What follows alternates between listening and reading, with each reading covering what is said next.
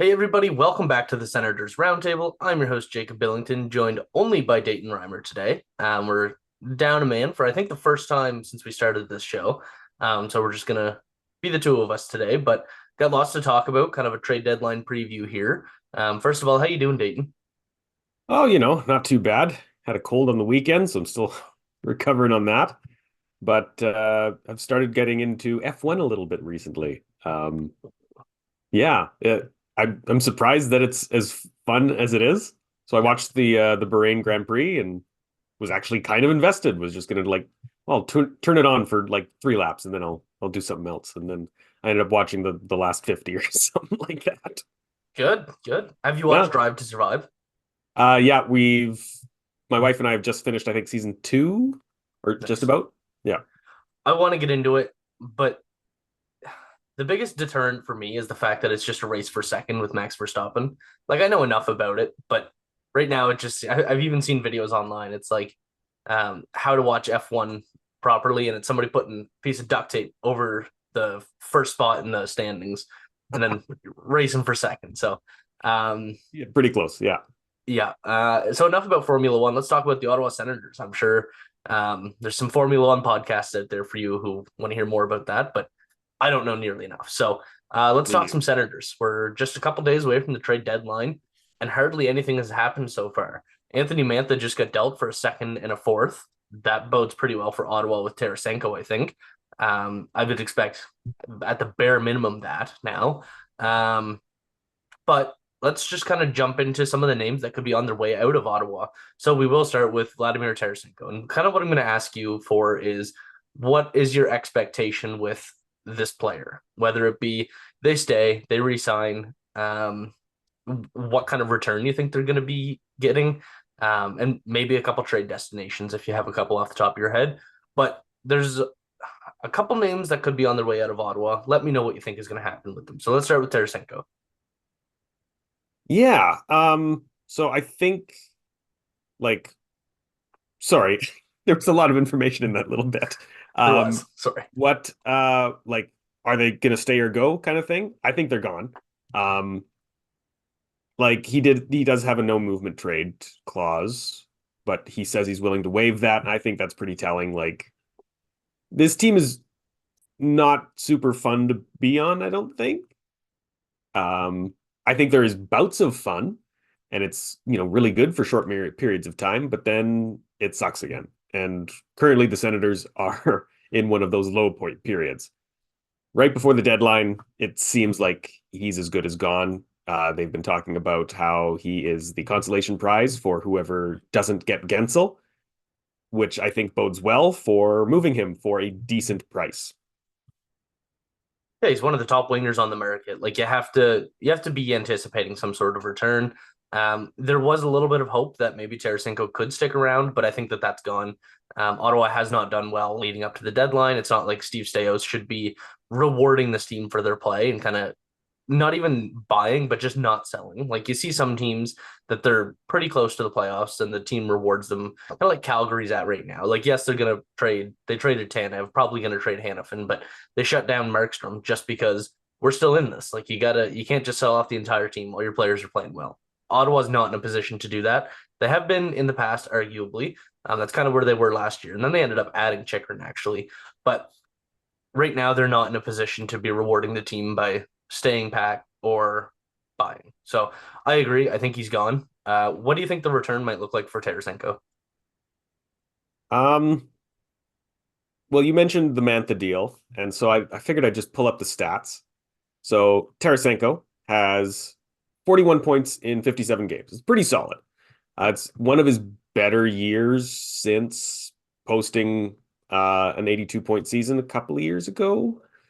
Um, but even in that realm, like he's not that far away from his normal. I think 82 was kind of a surprise. We'll go with that. Mantha isn't that far behind actually. He's got 20 goals, 34 points in 56 games. And the Capitals got a second and a fourth, was it? Yeah. Yeah. So I think it's fair to say that a second is a minimum. I would hope a first. I think Tarasenko's at least worth a first. a low first. I get it. The high teams don't want to part with those. But yeah, if it's not a first, then a couple of seconds, I think, and a prospect. I think that isn't out of the realm of possibility. And it's pretty close to what he was traded for last year, and he's doing better than he was last year. I Yeah, think, yeah. sorry, keep going. No, that's pretty much all I had. I was just gonna ask, like, if you knew where maybe teams were looking at, or where he could potentially go. Who would pay that price, I guess. Well, it's really tough because Florida, probably the number one team in the sweepstakes right now, or Vegas, one or the other. Because Vegas, they still have the cap space with Mark Stone on LTIR. So they're absolutely not out of the running for Tarasenko. Florida, they could be there. They lack picks and prospects that they're willing to deal. Now, Florida does have some more intriguing pieces that Ottawa could be looking at. They could be looking at Mackie Samoskevich. I hope I pronounced that right. Um, could be looking at him as a prospect. Anton Lundell, I don't know where they sit with him. Maybe Spencer Knight. Like, I don't know. I have no idea what the trade market is like in Florida right now, or what they might be willing to offer because they just don't have picks. They spent so much last year. And then they got rid of Owen Tippett, who's doing fantastic this year for Claude Giroux last year, or sorry, 2 years ago. And they just so many picks down the line that they've traded. They don't have anything right now when they're ready to go all in again. So I don't know what they're willing to deal. And with Vegas, they're kind of in the same situation. They're so used to going all in. I don't know. I do look at Carolina. Carolina has picks and prospects, but they're not looking to trade high picks or high prospects. So I don't like it's so hard to gauge what the return might be for Vladimir Tarasenko right now. Edmonton and the New York Islanders are in there as well. Edmonton is willing to give up their first round pick. Philip Broberg is in play. I don't know. I don't know what to expect, and I'm really intrigued to see what Ottawa gets for Tarasenko. Yeah, I think it would be interesting to see a first in Broberg. I don't know if that's going to happen. I think Broberg might be kind of treated as a first, even though he hasn't been as productive as the Oilers have wanted, right? But he's definitely an interesting defensive prospect, and I can't remember, is he a right shot? I felt like he was. I think he is. I think he's a Yeah. right shot So I prospect. remember looking at him, and I wouldn't look at him if he didn't have a right shot. That's 100% what the Senators need. Is a top four potential right shot defenseman, and I think Broberg has that. We'll see if he gets there. I think yeah, it's another one of those risky trades. Spencer Knight is interesting. I like that you mentioned that. That's I don't know if Florida would part with him. He's got a lot of potential, just had a couple of struggles. And would they rely completely on Bobrovsky and Lyon and give up on Knight for a rental? I don't know. But Samoskevich yeah, one Whatever of the his ways name that we is. pronounced it. Yeah. Um, I remember looking at his draft stuff when he was picked, and definitely an interesting prospect. He's a little undersized, but if I'm thinking of the right guy. But yeah, lots of skill. I wouldn't hate that. See, I look at Spencer Knight and I wonder if they want to deal him. He has not played an NHL game this year. He has 36 AHL games, 898 save percentage, and he makes 4.5 million for the next 2 seasons. I don't know if Florida wants to hang on to that. I don't know. Maybe they still see it. Maybe they just want him to cook in the AHL a bit longer. I believe he has about 60 NHL games played, which is pretty good for a young goaltender. But I just have to wonder if they're willing to move on from him, and I don't know. And he's somebody that could potentially fix Ottawa's goaltending solution or problem. Potentially. That's I feel like that's been the last four goalies. Right. Yeah. I don't know if prime Dominik Kubalik could come fix the goaltending problems here. I would say no. I think the problems are way deeper. Yeah. Yeah. All right. Next up on the list, Jakob Chychrun. Do you think he stays or does he go? Oh, that's a tricky one. I read some reports. I was checking out a 32 Thoughts thing by Elliot Friedman, and it's tough to know where the trade market stands for top defensemen after Tanev. Um, Like, is someone going to go to Chychrun, who still has term, but also, he has term, you have to commit to it, right? Um, because Tanev was the top rental, I believe. Or did he have term as well? No, No, he's UFA. yeah, I'm confusing him with someone else then. Um, I think he stays at least until the offseason. I don't see him getting moved at the deadline. I think that would be a very bold move that Steos hasn't really shown that he's going to do. He's a calculating guy. He waits, he's patient, and so far he's made the right moves when needed. But I don't think he needs to move Chychrun yet.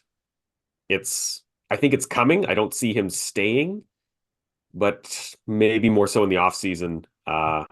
We start to get a bit of a clearer picture of what they're thinking about this roster. And I don't know. Chychrun seems like he's gone. What do you think they could get for him at that point? I'd like to see a hockey trade with Chychrun. Obviously, I'd like to see a hockey trade with any trade that Ottawa makes, but Chychrun, it makes sense because there is term. He's a very good player. He's the best player Ottawa has on the market. Have to remember that this is not one of Steve Staios' guys. Pierre Dorion would not even think about trading him if he was still the general manager. Steve Staios does not care that he was acquired 12 months ago. It has nothing to do with him. It is more so just this is a name that we have on our roster. This is how good he is, blah, blah, blah, blah, blah. I wonder if a hockey trade can be done. One thing that I've had in my head, and I've seen his name pop up a couple times, a really good hockey trade that could benefit the Ottawa Senators is a deal built around Jakob Chychrun and Linus Ullmark. I wonder if that's a thing. I have no idea because Jeremy Swayman is undisputably the starter in Boston, and Linus Ullmark's name has come up a couple times. I wonder if they're interested in Jakob Chychrun. They've got some good defense there. Jakob Chychrun is an upgrade on a lot of them. I don't know. That's just something that I've had stuck in my head, and I can't really get it out of my head, really. And so most reporters are saying that Chychrun is likely to be dealt in the summer if it happens. If you listened to, I saw a clip from Chris Johnston on, I think it was the Chris Johnston show on the Steve Dangle Podcast Network. It might have been, I think he was on the Steve Dangle podcast. I don't know. I saw a clip from Chris Johnston that said he would expect that Chychrun is gone at the deadline. So I don't know. He's the only one I've seen saying that. He might know more. He might not know as much as other people. I don't know. But I would say it's leaning towards the offseason, but I wonder if a deal like that could be made. Because I think a team like Boston would pay a lot for 2 playoff runs with Jakob Chychrun at $4.6 million or less. I don't know. Yeah, if the money works, that would be a really interesting deal. Ullmark isn't that old at 30. He's not really on the downhill. I mean, this season isn't going as nicely as last season, but last season was an outlier. He had a 938. This year he's got a 910, which is, it's not fantastic, but it's okay for sure. It's better than anything the Senators got, that's for sure. That would also involve moving a Senators goalie, though, unless you I think just that would have buy to be out a one of separate them. deal. Maybe. Yeah. Yeah, maybe that's an off-season thing. Because it would be tough to make the money work for the in-season. If something works, though, then, oh man, which goalie do you get rid of? I think Korpisalo is the one that you should, but Forsberg is the easier one to move. I don't know, what do you completely think? agree. You're going to pay right now to get rid of Korpisalo. Nobody's taking him on. I wonder if you could give would you do Korpisalo and Tyler Boucher to the Devils for future considerations? Yes. That could make a little bit of sense if Tom Fitzgerald's on board. I don't know, but I don't know if you do a 1-for-1 Chychrun for Ullmark, the money does work. You're going to carry 3 goalies for the season. Figure it out in the offseason. That could work. I don't know. One thing before we keep going that I wanted to kind of throw in, I just put it on Twitter not long before we started. I don't know if you saw. I missed it. Ottawa is in California until after the deadline. Making a trade might be a little bit difficult because they only have 12 healthy forwards and 6 healthy defensemen. They don't have any extra players on the roster other than Zach McEwen, who's injured. They might be playing shorthanded if they trade one of these people we're talking about, one of these roster players. Because you're not going to, like, you call up Angus Crookshank, he's not making it to Belleville in 3 hours, or from Belleville in 3 hours if you make it before a game. I don't know. That's just one thing that I kind of thought about, and it might hinder the ability to make a deal. Ottawa has played shorthanded this season, but I don't know. That's just something that kind of I noticed while looking at some things. No, that's an interesting consideration. I wonder if that's on the management's mind or because yeah, they have played shorthanded. And it's, I mean, how much worse can you get, really? The games that they've played shorthanded haven't been their worst games of the season. Exactly. All right, we'll move on to Dominik Kubalik. I'm sure we have lots to talk about here. Do you think Dominik Kubalik gets moved? Oof. Are the Senators willing to take nothing back? Yeah. There's not going to be much of a return. If you get a fourth, that's a huge success. Oh, that would be a steal. Yeah. A fourth, it would be a steal. A fifth, a sixth, or a seventh would be great. Yeah. It's just time for him to move on. There's much better players to be put in that position. He's one of those players that a team like Pittsburgh would acquire just to try and convince their fans that they're buying and trying to make the right moves, or the Flames or something, trying to tell their fans that they're buyers when they know that that's not moving the needle. He's got 9 goals. He just went 19 games without an assist. Yeah, he does seem kind of like a Pittsburgh pick, though. He's a veteran who isn't that old, right? I think he's still under 30. Yeah. He has a history of scoring goals.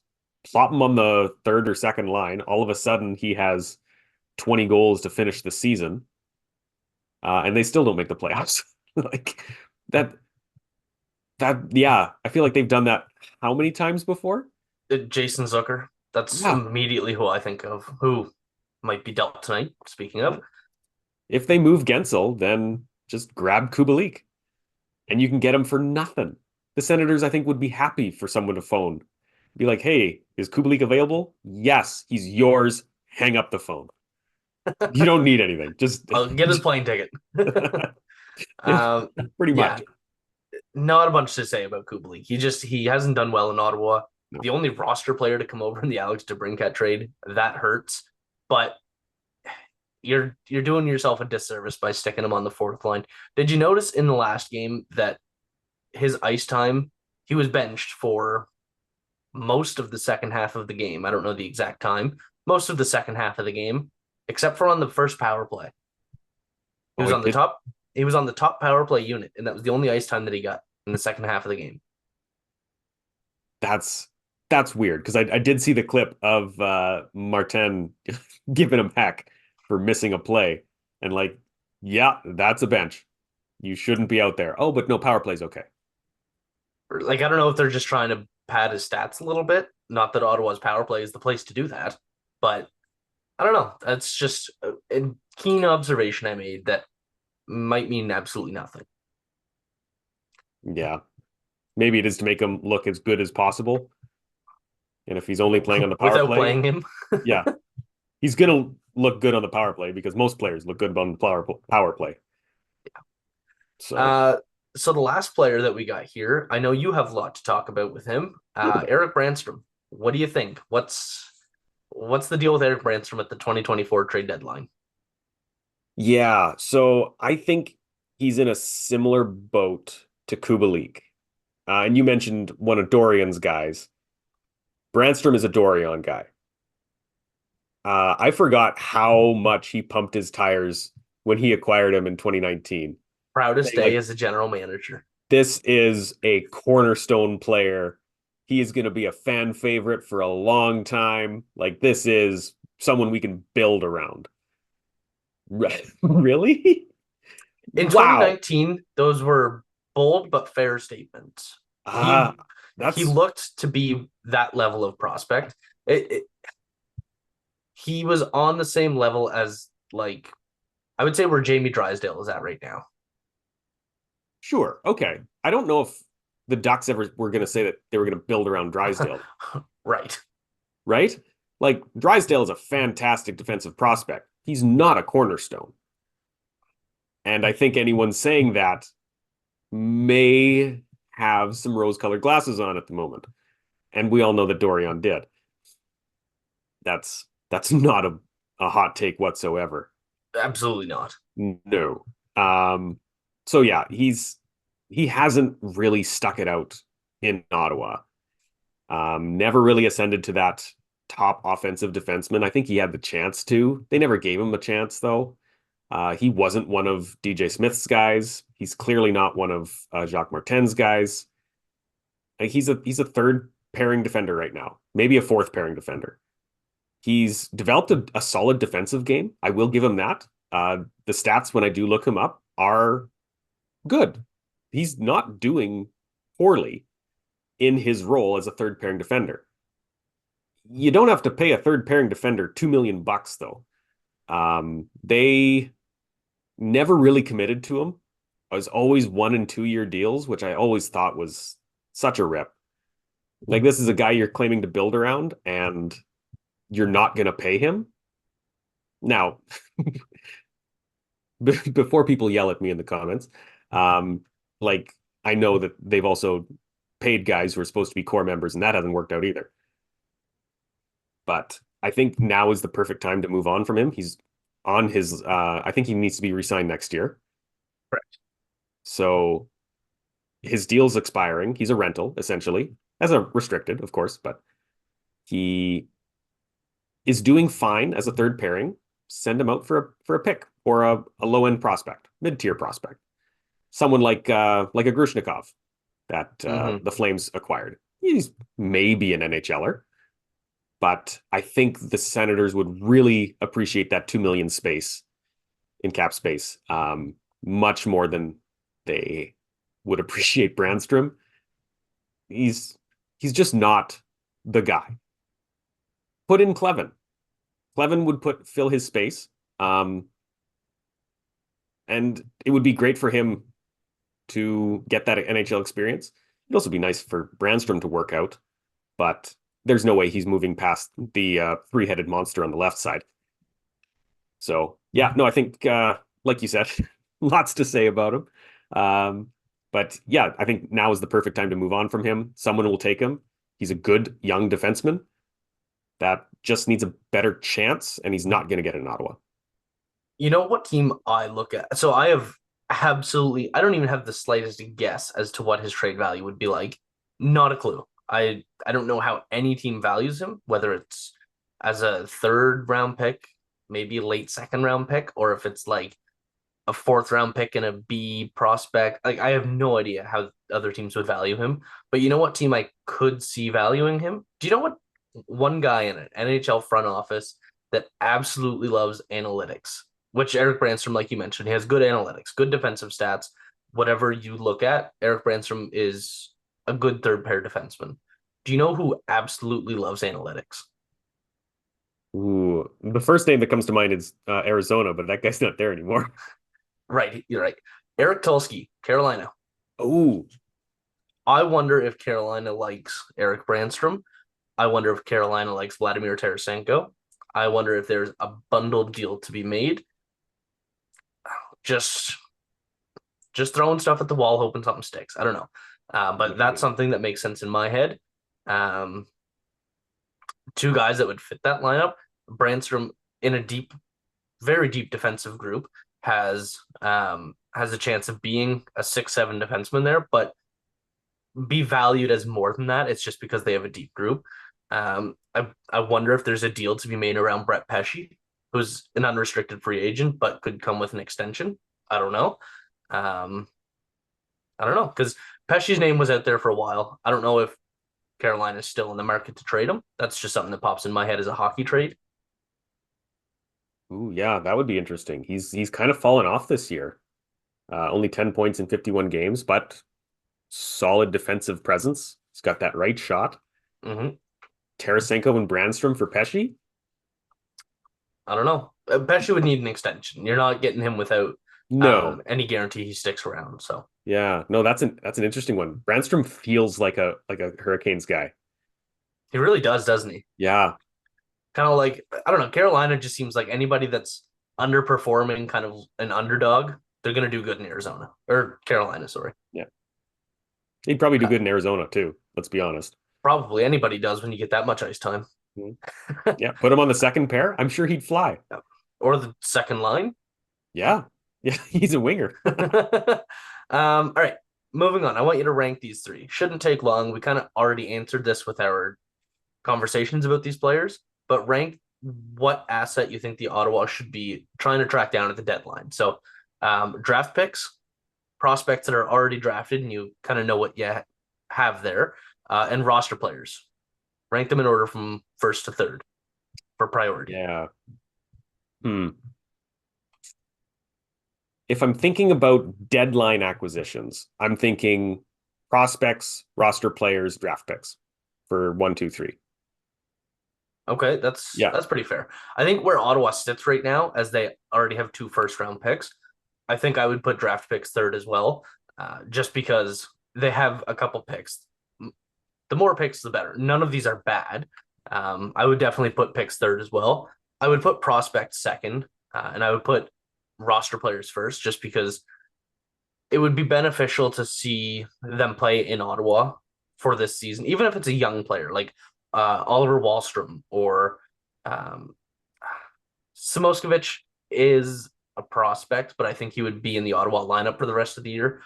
But somebody that is a young player that could play in the lineup, I would, whether you want to call them a prospect or a roster player, I think that that's what you value.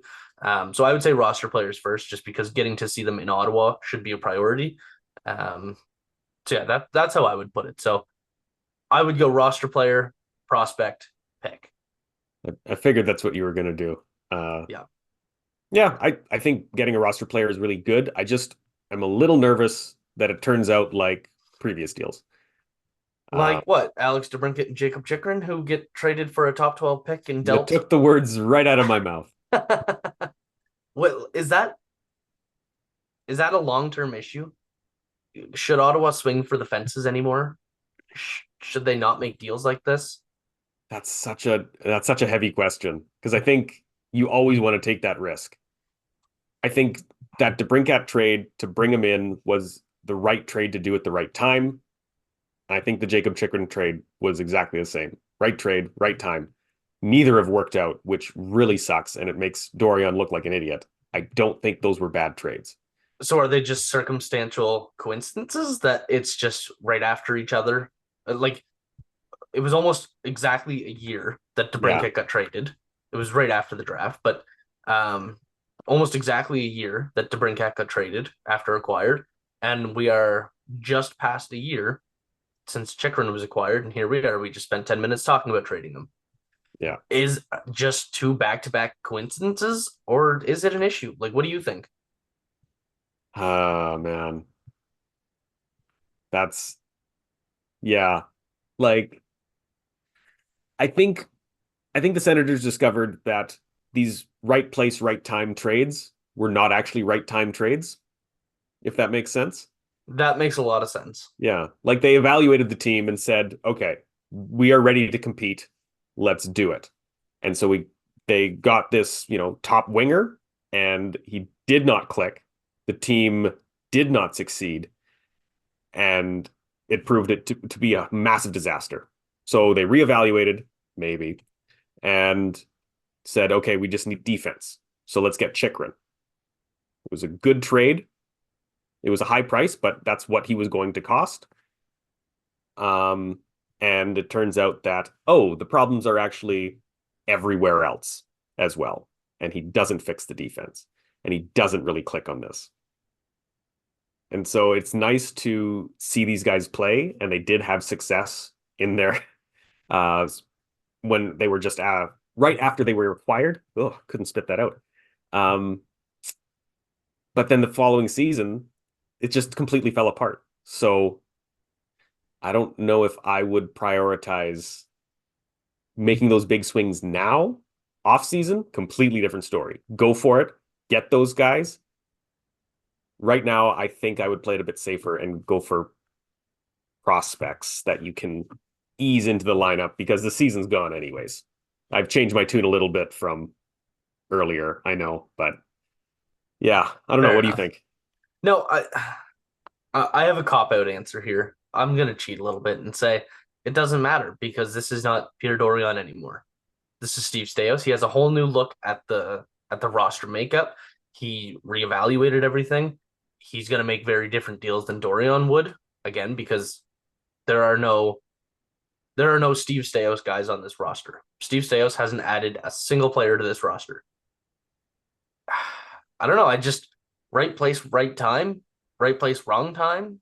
I don't know. They made sense. If like you send me back to the day that each of those, the DeBrincat and the Chychrun trades are made, don't don't hesitate. Do it. Absolutely. Those were great deals. They just haven't worked out, and now it's time for the new regime to come in, reevaluate everything, and kind of look at things and just say, all right, Chychrun is not needed on this roster. We already have Shabbat. We already have Sanderson. We already have Brannstrom and Clevin and whoever else you want to add. However far you want to go down the depth chart, there's no room for Chychrun here. He can't play on the right side as well as we hoped. Same with DeBrincat. Obviously, that's gone. That's not Staios at all. But you just look at it and say, all right, we made a great deal for a great player. All right, it's not really working out. Time to move on. And Ottawa didn't have a choice. DeBrincat forced their hand for a trade there, but still the same thing. You made the deal. You had to get rid of him. Yeah, no, pretty much. I think you are correct. It's I always like hearing that. I can imagine. Flex your teacher ego a little bit. Yeah, absolutely. So yeah, I think that's going to wrap things up for today. Very interested to see how things go for the rest of the week until the deadline on Friday. But I hope everybody enjoyed this episode. Make sure to leave your predictions and comments and thoughts down in the comment section. Dayton, thanks for this as usual. This was great conversation Yeah. about all these players. Hope you enjoyed. See you next week.